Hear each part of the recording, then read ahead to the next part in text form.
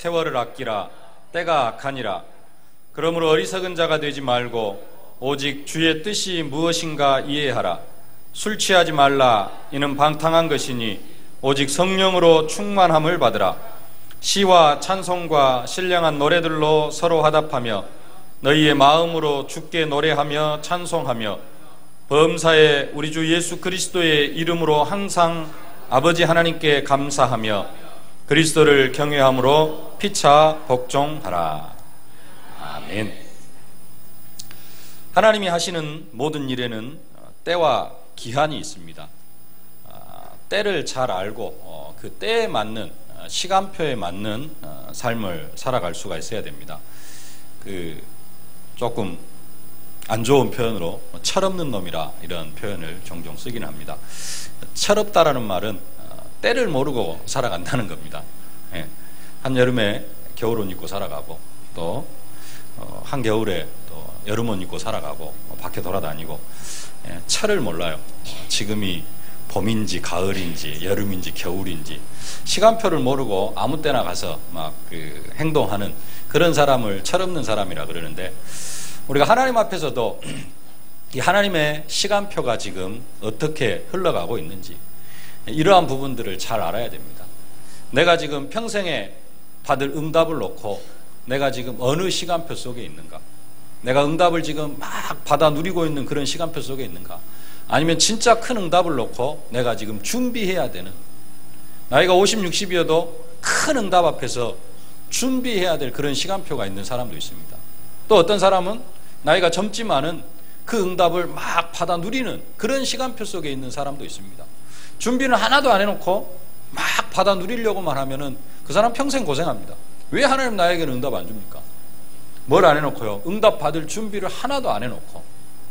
그래서 내가 지금 하나님의 평생의 계획 속에 내 일생의 어떤 큰 죽을 때까지 어떤 시간표 속에 내가 지금 어느 때에 있는가, 이런 부분도 분별할 줄 알아야 됩니다. 그것이 하나님의 시간표, 오늘 나를 계수하는 지혜 그랬는데요. 메시지 제목이 내 인생에 있어서 그런 나를 계수할 수 있어야 됩니다. 그래서 내가 지금 정말로 기도하고 준비해야 될 때이면은 정말로 거기에 올인할 수 있어야 되고요. 또 10년, 20년 내가 그것을 준비해 왔다면은, 그래서 응답을 받아 누릴 시간표가 되어졌다면은 그것을 또 마음껏 누리면서 응답을 확인하면서 살아가야 돼요. 그런 때, 이런 부분들을 우리가 잘 계수할 수 있어야지 더 큰 응답과 축복 속으로 들어갈 수가 있습니다. 이런 시간표를 알지 못하면은 우리는 메시지 잡고 살아가면서도 방황하는 인생이 되어질 수가 있어요. 하나님의 하시는 모든 일에는 때와 기한이 있습니다. 전도서 3장 1절로 8절에 이렇게 말씀합니다. 천하의 범사가 기한이 있고 모든 목적이 이룰 때가 있나니 날 때가 있고 죽을 때가 있으며 심을 때가 있고 심은 것을 뽑을 때가 있으며 죽일 때가 있고 치료시킬 때가 있으며 헐 때가 있고 세울 때가 있으며 울 때가 있고 웃을 때가 있으며 슬퍼할 때가 있고 춤출 때가 있으며 돌을 던져버릴 때가 있고 돌을 거둘 때가 있으며 안을 때가 있고 안는 일을 멀리할 때가 있으며 찾을 때가 있고 잃을 때가 있으며 지킬 때가 있고 버릴 때가 있으며 찢을 때가 있고 꿰맬 때가 있으며 잠잠할 때가 있고 말할 때가 있으며 사랑할 때가 있고 미워할 때가 있으며 전쟁할 때가 있고 평화할 때가 있느니라. 전쟁할 때는 전쟁을 해야 됩니다. 평화할 때는 참된 평화를 누려야 됩니다. 이런 것처럼 모든 하나님의 하시는 일에는 때가 있습니다. 그 때에 맞게 하나님께서는 우리에게 돕는 은혜를 베풀어 주시기를 원하시고 계십니다. 그래서 우리는 때를 따라 돕는 은혜를 얻기 위하여서 은혜의 보좌 앞에 또 담대히 나아가야 되는 것입니다.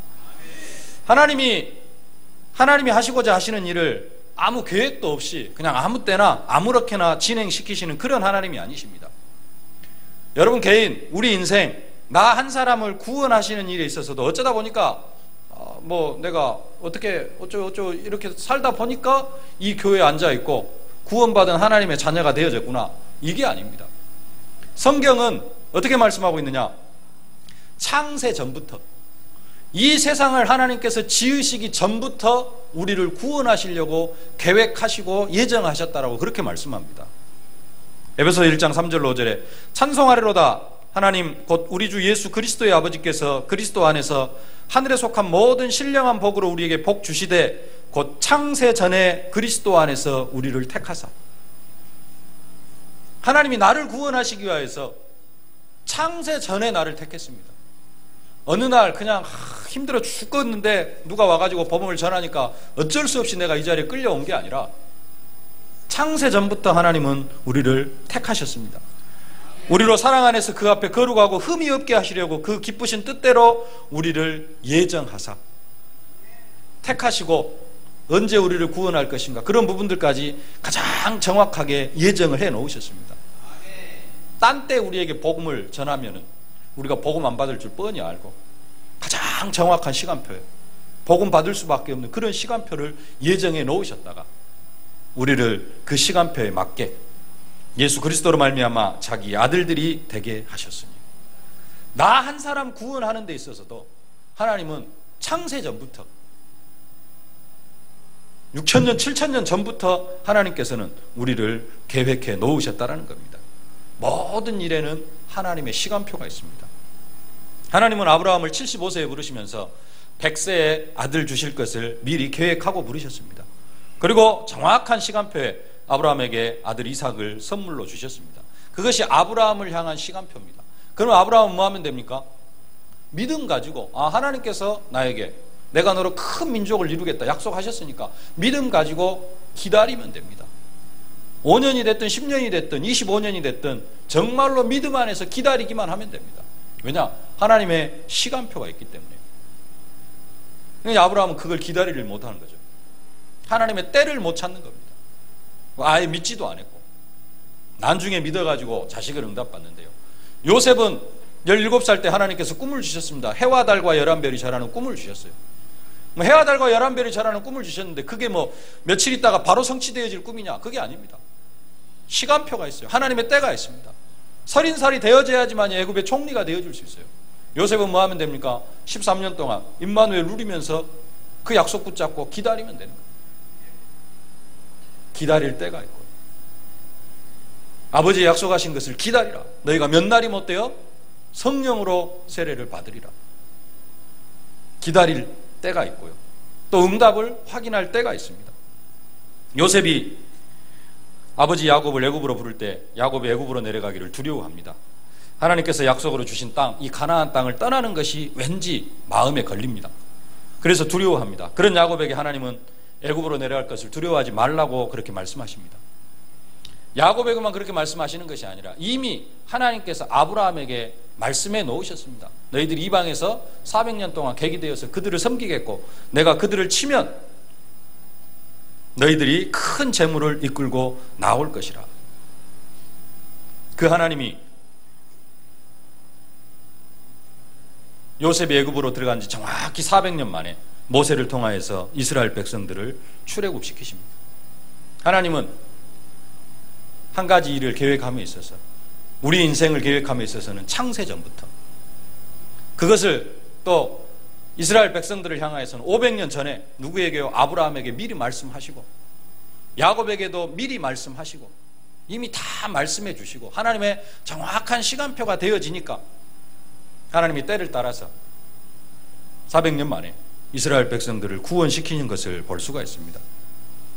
400년 동안 종살이를 한 이스라엘 백성들에게 양을 잡아가지고 그 양의 피를 문설주와 임방의 뿌림으로 장자의 죽음이 넘어가게 하시면서 이스라엘 백성들을 애굽의 종살이에서 구원하신 그 하나님께서 정확하게 그 유월절 어린 양을 잡는 그날에 예수님을 십자가에 못 박아 죽게 하심으로 우리를 저주와 재앙에서 완전히 해방시키셨습니다. 하나님은 이스라엘 백성들로 하여금 1500년 동안 해년마다 유월절 양을 잡게 하시면서 이스라엘 백성들에게 심겨주신 겁니다. 이 유월절 양 잡는 날 이스라엘 백성들은 구체적으로 못 깨달을 수 있지만은 하나님의 계획이 그겁니다. 이 유월절 양을 잡는 날 내가 독생자 예수 그리스도를 십자가에 못 박게 해서 내가 예정하고 내가 택한 그 언약 백성들을 구원하겠다. 그게 하나님의 때입니다. 그리고 하나님의 때가 되니까 정확하게 유월절 양 잡는 그날 예수님이 십자가에 못 박혀 죽으셨습니다. 하나님은 오순절 마가다락방에 성령의 충만함을 부어주셔서 초대교회를 세워서 땅끝까지 복음을 전파하게 하시려고 1500년 전부터 6월절로부터 정확히 50일을 계산해가지고 맥추절이라고 하기도 하고 77절이라고 하기도 하고 오순절이라고도 하는 그 절기를 지키게 하셨어요. 1500년 동안 지키게 하셨습니다. 그 계명을 주신 1500년 후에 하나님은 그 오순절날 1500년 동안 이스라엘 백성들이 지켰던 그 오순절 절기 그 날에 초대교회 마가다락방에다가 성령의 충만함을 부어주시고 초대교회가 세워지는 그런 축복으로 함께 하셨습니다. 하나님은 정확하십니다. 하나님은 세밀하십니다. 시간까지 날짜까지 아무렇게나 되어지는 일이 하나도 없습니다. 하나님은 우리의 머리털까지 세신 바 되어지신다고 그렇게 말씀하고 있습니다. 그런 하나님께서 그렇게 정말로 시간표에 정확하게 역사하시는 그 하나님께서 오늘 말씀하십니다. 전도들을 통하여서 세월을 아끼라. 오늘 15절 16절 두 절 말씀 다시 한번 함께 봉독하겠습니다. 그런즉 너희가 어떻게 행할지를 자세히 주의하여 지혜 없는 자같이 하지 말고 오직 지혜 있는 자같이 하여 세월을 아끼라. 때가 악하니라. 아멘. 오늘이 2012년 마지막 주일입니다. 지혜로운 사람은 오늘이 무슨 날인지를 알고요, 오늘과 내일 무엇을 해야 될 것인가를 바로 깨닫고 그 일들을 진행하게 되어집니다. 정말로 지혜로운 사람은 오늘과 내일 한 해 동안 하나님께서 내게 베풀어 주신 은혜와 응답과 축복들이 뭔가 이런 부분들을 정리하게 되어지고요, 그리고 내년에 받아야 할 응답들을 미리 준비하게 되어집니다. 이런 사람을 지혜로운 사람이라고 하고요, 이런 사람은 나를 계수하는 그러한 축복을 누리게 되어지는 것입니다. 하나님의 자녀로 응답받은 모든 사람에게는 하나님께서 달란트를 주셨습니다. 달란트, 재능. 그래서 그 달란트에 맞는 사명이 있습니다. 이 달란트가 없는 사람은 한 사람도 없습니다. 달란트가 나는 달란트 재능이 하나도 없는데요, 좀 기도하면서 발견해야 됩니다. 하나님께서는 모든 사람에게 다 달란트를 주셨어요. 성경에도 보면 달란트 비유가 있습니다. 어떤 사람이 타국에 갈 때 종들에게 그 사람의 재능을 따라서 한 사람에게는 5달란트, 한 사람에게는 2달란트, 한 사람에게는 1달란트를 맡기고 떠나갔다가 돌아와가지고 결산을 합니다. 결산. 우리가 결산할 때가 있습니다. 우리의 인생의 마지막에 하나님께서 나에게 맡겨주신 그 달란트, 그 재능을 따라서 내가 어떻게 하나님께 헌신하고 교회 앞에 헌신하고 충성했는가 하는 부분들을 결산하는 날이 있습니다. 그게 이제 우리가 죽음 앞에 섰을 때, 죽어서 주님 앞에 섰을 때, 그때 결산을 하게 되어집니다. 근데 그 결산하기에 앞서서 언제요? 연말이 되어지면 미리 그 결산을 한번 해봐야 될 필요가 있습니다. 올해 한 해를 보내면서 정말로 내가 하나님 앞에서 지혜로운 사람으로 한 해를 결산할 수가 있어야 되는 것입니다. 2012년도를 시작하면서 우리가 복음으로 열매 맺는 제자, 언약의 말씀을 받았는데 한 해 동안 내가 받은 달란트를 가지고 얼마나 또 많은 다른 달란트를 남겼는가 계산해 볼 수 있어야 됩니다. 이 개수가 되어야 그 되어진 일을 가지고 내년을 계산할 수가 있습니다. 올해 받은 응답들, 올해 되어진 일들을 계산하지 않고 내년을 계획 세운다. 그것은 어떻게 보면 모래 위에 또 새로운 뭔가를 쌓아 보려고 하는, 반석이가 아니라 모래 위에다가 또 내년을 계획하는, 내년 한 해를 세워가는, 우리의 인생을 세워가는 그런 인생이 되어집니다. 반석 위에 세운 집, 말씀 위에 세워가는 인생인데요, 말씀 위에 세워가는 사람은 지금까지 내가 받은 응답이 뭔가, 이런 부분들을 정리하면서 이 응답 위에 내가 어떤 응답을 받아야 될 것인가, 이것을 계산하는 사람입니다. 2012년도 마지막을 보내면서 또 한 해가 가는구나, 또 한 살 먹어가는구나 하면서 한탄이나 하고 있고 한숨이나 쉬고 있으면은 어리석은 사람입니다. 1달란트 받은 사람, 그 1달란트 받은 사람은 그 한 달란트 받아가지고 뭐 했습니까? 땅속에다 파묻어 놨어요. 이걸 어떻게 해야 될지를 몰라요. 하나님께서는 모든 사람에게 달란트를 주셨는데 이 달란트를 우리는 활용해서 1달란트가 됐든지 반달란트가 됐든지 남길 수 있어야 됩니다. 그걸 남기려고 하면은, 평생 동안 그것을 남기려고 하면은 올 한 해 동안 내가 받은 응답과 축복들을 계산해 볼 수 있어야 됩니다. 가는 해를 아쉬워하기보다는 2012년도를 복음 안에서, 말씀 안에서 돌아보면서, 복음의 열매 맺는 제자, 내가 올 한 해 동안 얼마나 많은 열매를 맺었는가, 열매도 응답의 열매, 축복의 열매를 맺었는가, 아니면은 불신앙의 열매만 맺고 원망과 불평의 열매만 맺지는 않았는가, 그거라도 되돌아볼 수 있어야 됩니다. 내가 정말로 올 한 해 동안 불평만 하고 살았구나.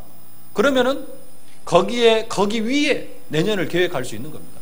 이게 반성이 안 되어지면은 내년 한 해 또 계획 세우면서 뭔만 하게 되어지느냐, 내년 한 해 또 원망하고 불평만 하면서 살아가게 되어집니다. 오늘이 무슨 날이고 하나님이 한 해 동안 베풀어 주신 응답들에 관심이 없는 사람은 하나님이 주신 축복들을 땅에 파묻어 놓고 살아가는 사람입니다.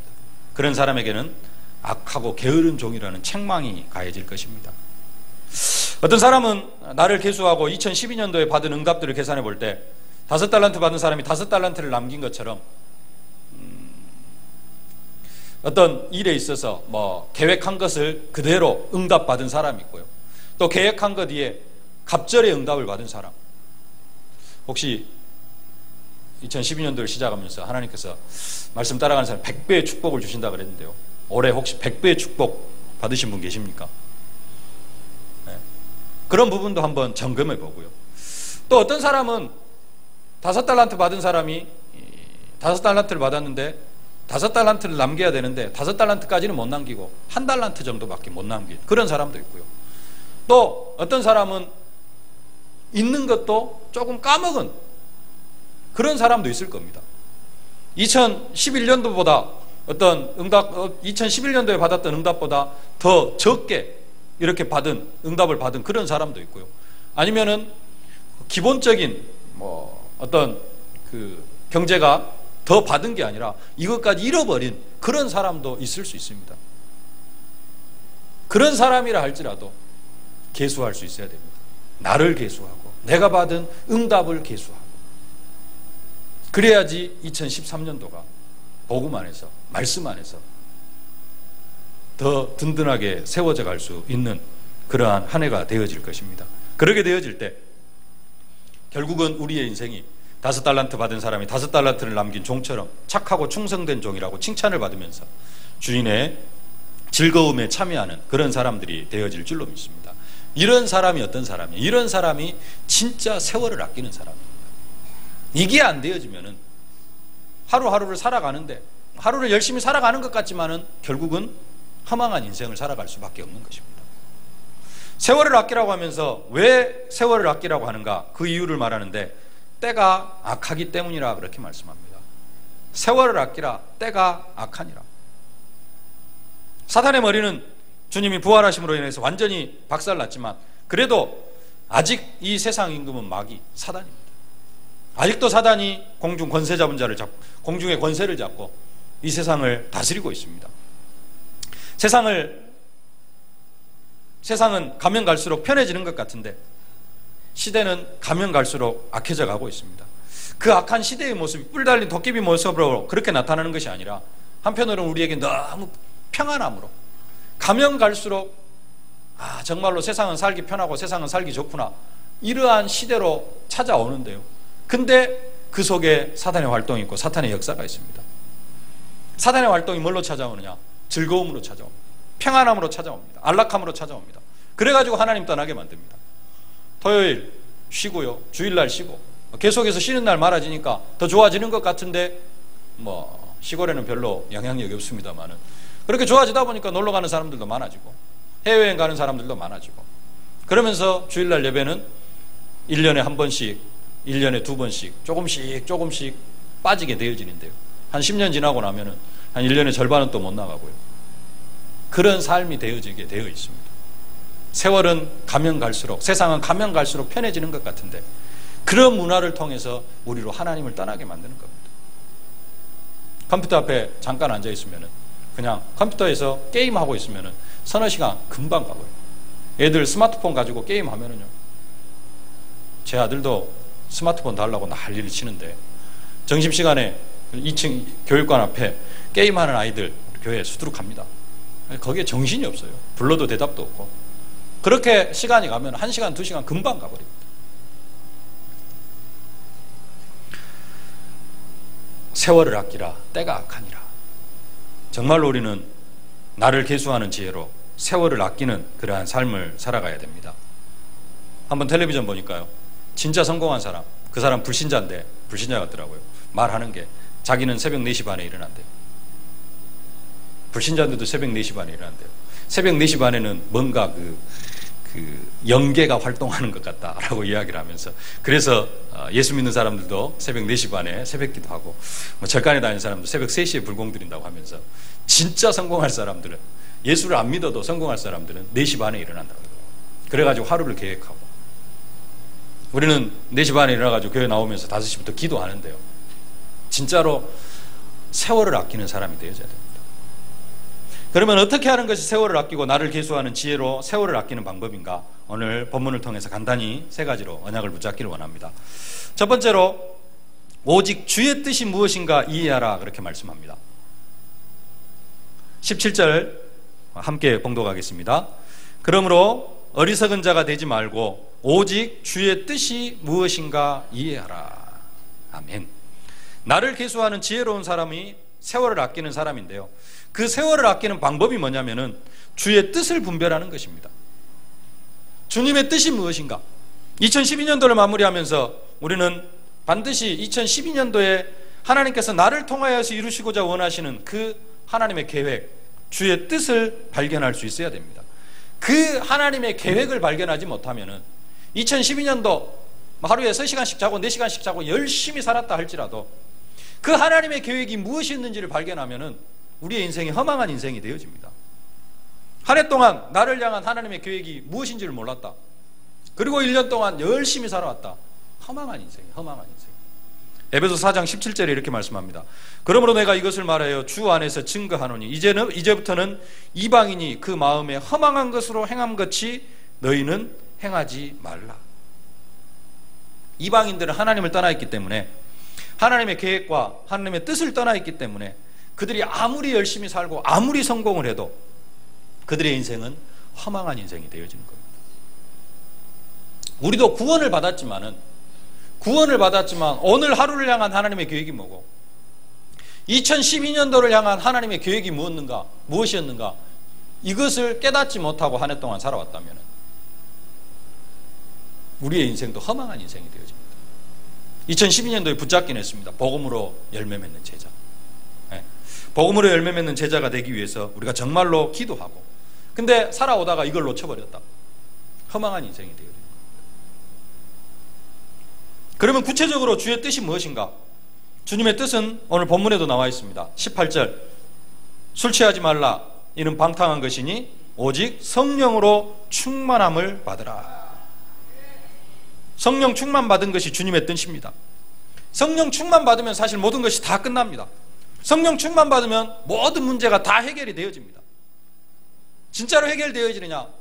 어떻게 보면 해결 하나도 안 되어졌어도 그것이 문제가 되어지질 않습니다. 그래서 문제 보는 눈이 바뀌어요. 산더미같이 커다란 문제가 내 앞에 있을 수 있습니다. 근데 그것이 문제로 보여지는 것이 아니라 성령 충만 받으면 이 문제를 통해서 하나님께서 어떤 기적을 베풀어 주실 것인가, 하나님의 역사가 기대가 되어지고 감사가 되어집니다. 그래서 성령 충만 받는 게 모든 문제 해결입니다. 성령 충만 받지 못하면은 그 커다란 산더미 같은 문제 앞에서 좌절하고 낙심하고 포기하고, 아이고 어떻게 해야 될 건가 염려하다가 남은 평생을 보내게 되어집니다.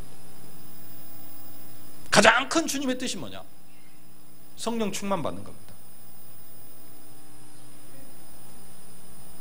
성령 충만 받으면 또 어떤 일이 일어나느냐? 19절부터 시와 찬송과 신령한 노래로 서로 화답하며 너희의 마음으로 주께 노래하며 찬송하며 범사의 우리 주 예수 그리스도의 이름으로 항상 아버지 하나님께 감사하며.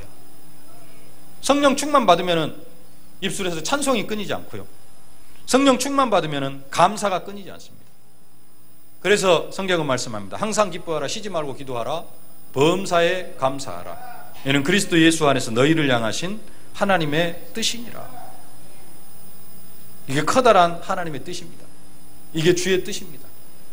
우리의 삶 속에서 구체적인 주의 뜻이 발견이 되지 못하면 뭐라도 할 수 있어야 돼요? 기뻐할 수 있어야 돼요. 감사할 수 있어야 됩니다. 하나님의 뜻을 발견하고 감사하면 더더욱 좋겠죠. 근데 하나님의 뜻이 발견이 안 되어져요. 그래도 감사하실 수 있기를 바랍니다. 불평하고 원망하는 것보다는 감사하는 게 하나님의 뜻이고 그 속에서 하나님의 계획을 이루어가게 되어져 있습니다. 2012년도 한 해 동안 우리를 향한 하나님의 뜻은 복음으로 열매 맺는 제자의 축복을 누리는 것이었습니다.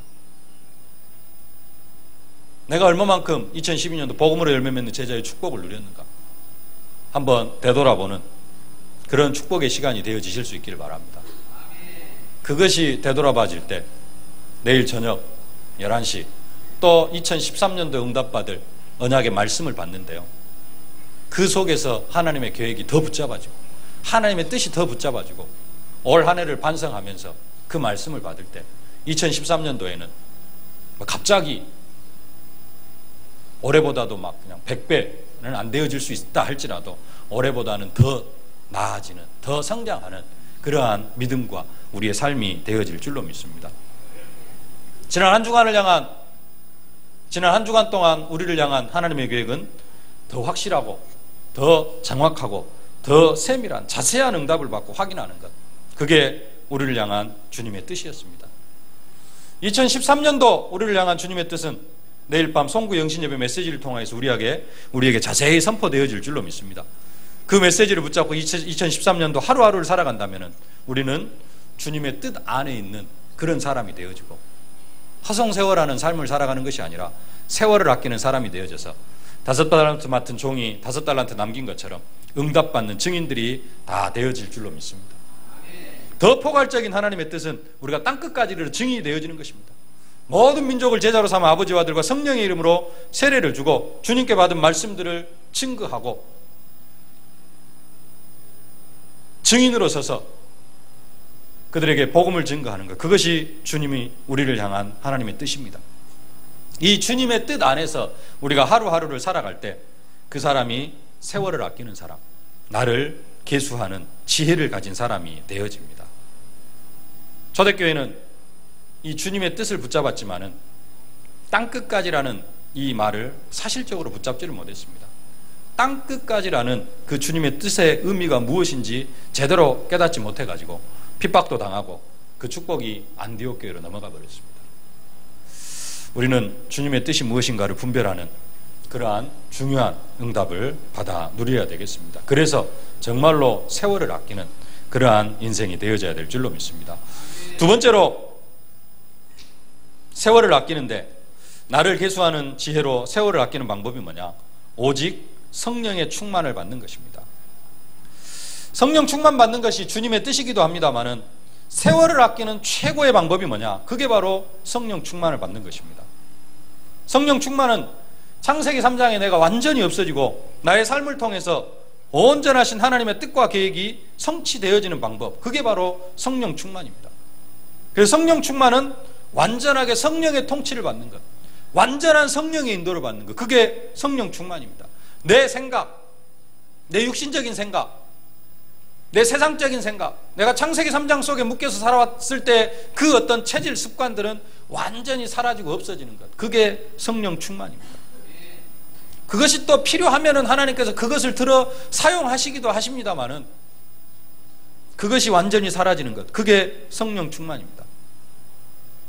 바울은 에베소 교인들에게 상반되는 두 가지를 제시하고 있습니다. 그게 뭐냐? 술 취하지 말라는 것, 그 다음에 성령의 충만함을 받으라는 겁니다. 그 바울 당시 지금 에베소서는 에베소 교회에 편지하는 그런 내용인데요. 에베소 그 도시는 상당히 발전한 도시였고요. 그 다음에 방탕한 도시였다. 그래서 그 술 취함이 그 시대의 자랑이었다. 우리나라에도 그런 사람 많잖아요. 전날 저녁에 술 먹고 나서 어제 몇 차까지 갔다, 어제 술을 몇 병을 마셨다. 직장 생활하는 사람들이 그런 것을 자랑거리로 살아가는 사람들이 많이 있습니다. 근데 에베소 바울 당시에도 그런 것이 자랑거리가 되어졌어요. 그래서 술 많이 마신 것이 그냥 뭐 자기의 뭔가 내세우는 것이 되어지고요. 이렇게 술 취한 사람은 술의 지배를 받아야 됩니다. 술의 통치를 받아야 됩니다. 근데 예수 믿는 사람이 아직도 이런 술 취함 속에 살아간다, 그것은 진정한 그리스도인이라 할 수가 없는 것이죠. 그래서 술 취하지 말라고 이야기를 합니다. 근데 사람이 술에 취하거나 성령에 취하거나 성령의 충만함을 받거나 나타나는 그 상태는 동일합니다. 그게 뭐냐? 자기 자신이 없어져요. 정상적일 때 자기 자신의 모습이 없어집니다. 그러죠? 술 취하면은 평상시 자신의 모습이 사라지는 사람들이 대부분입니다. 그래가지고 원래 없던 이제 내재되어져 있는 부분이긴 하겠습니다만은 원래 안 나타나는 모습들이 나타납니다. 성령 충만도 마찬가지예요. 성령 충만도 지금까지 육신적이고 세상적인 이런 방법으로 살아왔다면은 성령 충만 받으면 그 모습들이 싹 사라지고 새로운 모습이 나타납니다. 그래서 사도 바울이 성령의 충만함을 설명하면서 무엇을 곁들여서요? 술 취하는 것을 들어서 설명을 합니다. 둘 다 뭔가가 없어져요. 평상시 성령 충만 받지 못했을 때, 술 취하지 못했을 때의 모습은 사라져 버립니다. 그렇기 때문에 성령 충만을 설명하면서 가장 이해하기 쉽도록 술 취하는 것을 설명을 합니다. 근데 술 취하지 말라. 이것은 방탕한 것이다. 성령의 충만함을 받아라. 성령 충만함을 받으면은 술 취할 때 그 원래 모습이 없어지는 것처럼 새로운 모습이 나타나는데, 술 취하면은 어떤 증상이 나타납니까? 안 그러는 사람도 있습니다만은 대부분 남을 괴롭게 해요. 주위에 있는 사람들을 괴롭게 하는 게 술 취한 사람들의 상태입니다. 근데 성령의 충만함을 받으면 어떻게 되느냐? 남을 괴롭게 하는 것이 아니라 남을 살리는 사람이 되어집니다. 성령 충만 받으면은 자신의 평상시 모습이 없어지면서 성령의 인도를 받으면서 다른 사람을 살리는 사람이 되어져요. 그래서 술 취하지 말고 방탕한 삶을 살지 말고 뭐 해라? 성령의 충만함을 받으라. 우리가 성령 충만 받지 않으면 우리는 항상 과거로 돌아가려고 하는 그런 본성이 있습니다. 성령의 인도를 받지 않으면, 성령의 충만함을 받지 않으면 우리는 바로 창세기 3장으로 돌아가 버립니다. 구원받기 전의 모습으로 돌아가 버립니다. 그래서 우리는 항상 성령의 인도를 받고 성령의 충만함을 받아야 됩니다. 그 성령 충만 받는 방법이 뭐냐? 곧 기도하는 것입니다. 초대교회 120명의 제자들이 한 자리에 모여서 열흘 동안 간절히 하나님 앞에 기도할 때 그들이 성령의 충만함을 받았습니다. 이것이 나를 계수하는지에 세월을 최고로 아끼는 방법입니다. 기도하는 시간을 아까워하는 사람은 절대로 성공할 수가 없습니다. 어떤 사람이 하루 24시간을 가장 잘 활용하는 사람인가? 그 중에는 한 명 정도는 안 그러는 사람도 있겠습니다만은 하루에 기도를 얼마만큼 많이 하는가? 그 사람이 하루 24시간을 가장 잘 활용하는 사람입니다. 기도를 조금 신비주의적으로 해 나가면은 기도하는 만큼 손해가 되어질 수도 있습니다만은 그래도 기도하는 만큼, 기도하는 시간이 길면 길수록 24시 무시 기도가 되어지는 사람은 24시 하루를 가장 잘 활용하고 세월을 가장 아끼는 사람입니다. 기도하는 시간이 길면 길수록 그 사람이 세월을 아끼는 사람. 예수 믿으면서 기도하는 시간이 없다. 한편으로는 조금 많이 방황하는 인생이 되어집니다. 성령 충만 받기 위해서 기도 속으로 들어가실 수 있기를 바랍니다. 기도로 한 해를 마무리하고 기도로 새해를 시작하실 수 있기를 바랍니다. 특별히 내일 11시 우리 교회 자체 송구 영신 예배가 있고요. 저녁 7시 원단 메시지, 일강 메시지를 듣습니다. 그리고 1월 1일 날 아침 10시에 2강, 11시에 3강 원단 메시지를 듣습니다. 한 해를 마무리하고 한 해를 시작하면서요. 말씀으로 시작하실 수 있기를 바랍니다. 그 사람이 바쁜 것 같지만은 괜히 앉아서 메시지 듣는 것 같지만 그 사람이 세월을 가장 아끼는 사람이고 2013년도 최고의 응답과 축복 속으로 들어가는 방법입니다. 성령 충만 받고 성령의 인도받는 여러분들이 되어지실 수 있기를 주의 이름으로 축원합니다. 세 번째, 나를 계수하는 지혜로 세월을 아끼는 사람은 범사에 감사하고 피차에 복종하는 사람입니다. 19절로 20절, 21절까지 함께 봉독하겠습니다. 시와 찬송과 신령한 노래들로 서로 화답하며 너희의 마음으로 주께 노래하며 찬송하며 범사의 우리 주 예수 그리스도의 이름으로 항상 아버지 하나님께 감사하며 그리스도를 경외함으로 피차 복종하라. 2012년도를 육신적인 눈으로 바라보면은, 이 육신적인 눈으로 돌아보면은 원망할 일도 있고 불평할 일도 있을 수 있습니다. 그러나 복음의 관점으로 우리가 2012년도를 돌아보면은 우리는 하나님 앞에서 감사하지 않을 수 없을 것입니다. 사실 한 해 동안 우리가 받은 응답들 잘 정리해 보면요, 우리가 행한 것들 위에, 우리가 어떤 수고한 것들 위에 말씀대로 하나님은 누르고 흔들어서 차고 넘치도록 채워주셨습니다. 그게 2012년도 우리가 받은 응답입니다. 육신적인 눈으로 보면 아닐 수도 있어요. 육신적인 눈으로 보면 뭔가 조금 더 잃어버린 것 같기도 하고 뭐 그런 사람도 있을 수 있습니다. 그러나 그건 육신적인 눈으로 보기 때문에 그렇습니다. 영적인 눈으로 보면은, 정말로 영적으로 한 해를 잘 점검해 보면은요, 하나님은 누르고 흔들어서 차고 넘치도록 채워주셨습니다. 그런 한 해를 되돌아보면서 정말로 하나님 앞에 감사하실 수 있기를 바랍니다. 이런 감사는 나를 계수하는 지혜로운 사람에게만 임할 수가 있습니다. 이런 사람은 세월을 아끼는 그런 응답과 축복을 누리게 되어집니다.